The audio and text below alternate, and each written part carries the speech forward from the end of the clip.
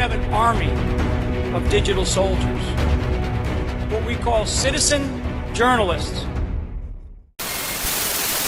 We heard that the CEOs of two major banks contacted you, Canadian banks, I believe.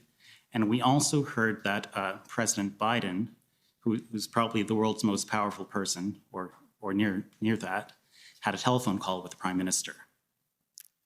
Yes, both of those things are true. And that telephone call, it happened on a Friday, and by the Monday, the Emergencies Act was invoked.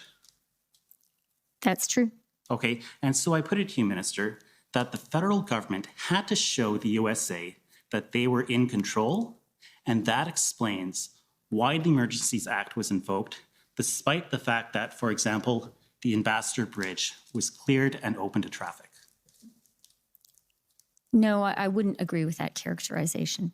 Okay, well, I would put it to you that the pressure the government was under explains why the Emergencies Act was invoked, despite the fact that a deal had been struck with the protesters in Ottawa to reduce the footprint of the protest in that city.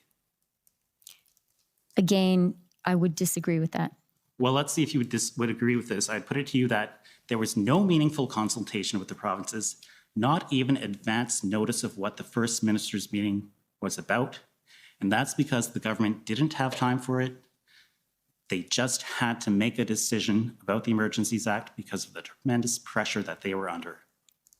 Again, I disagree with a great deal of that characterization. One last question for you then, Ms. Freeland.